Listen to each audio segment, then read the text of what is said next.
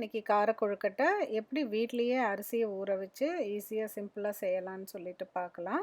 இந்த வீடியோ பார்த்தீங்கன்னா புரியும். இந்த வீடியோ பார்த்துட்டு please like subscribe and share my channel. Don't forget to press the bell icon. கார கொழுக்கட்டை செய்கிறதுக்கு 1.5 கப் இட்லி அரிசியை 2 ஹவர்ஸ் நல்லா தண்ணியில் ஊற வச்சுட்டு இப்படி ரவை ரவையாக அரைச்சி எடுத்து வச்சுக்கலாம். தோசை மாவு பதத்துக்கு இருந்தாலே போதும். கொஞ்சம் தண்ணியாக இருந்தாலும் ஒன்றும் ப்ராப்ளம் இல்லை.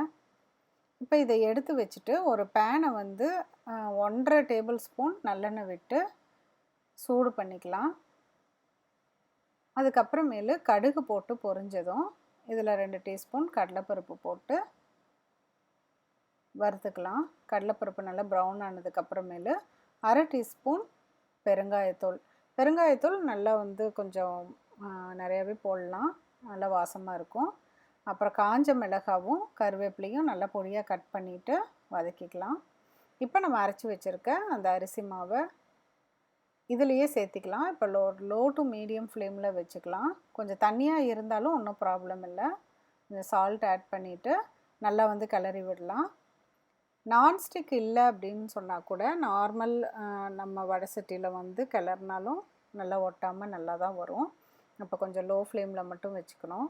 ரொம்ப கெட்டியாக விட வேண்டாம். இந்த பதத்துக்கு நல்லா பெரட்டுற அளவுக்கு வந்தோன்னா நிறுத்திடலாம்.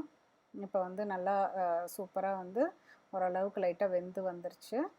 இப்போ இது ஒரு 2-3 மினிட்ஸ் விட்டாலே ஓரளவுக்கு கையில் தொட்டுற அளவுக்கு ஆறிடும். அதுக்கப்புறம் ஒரு இட்லி தட்டில் எண்ணெயை தடவி இந்த உருண்டை ஷேப்பு, அதுக்கப்புறம் கொஞ்சம் ஓவல் ஷேப், அதுக்கப்புறமேலு கொஞ்சம் அந்த பிடிச்ச மாதிரி இப்படி ஃபிங்கர் பிரிண்ட் வர மாதிரி அமுத்தினோன்னா நம்மளுக்கு அந்த விநாயகர் ஷேப் பட்டவே வரும்.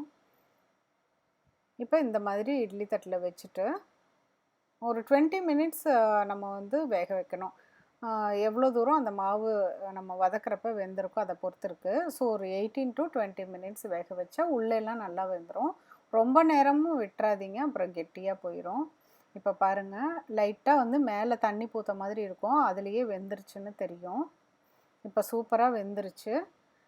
இப்போ நம்ம இதை சாப்பிட்றப்ப கொஞ்சம் தக்காளி சட்னி, கார சட்னி கூட வச்சு சாப்பிட்லாம். சூப்பராக இருக்கும். இதை செஞ்சு பார்த்துட்டு உங்கள் ஃபீட்பேக்கை கமெண்ட் பாக்ஸில் சொல்லுங்கள். மீண்டும் புதிய ரெசிபியோடு சீக்கிரம் உங்களை மீட் பண்ணுறேன். தேங்க்யூ.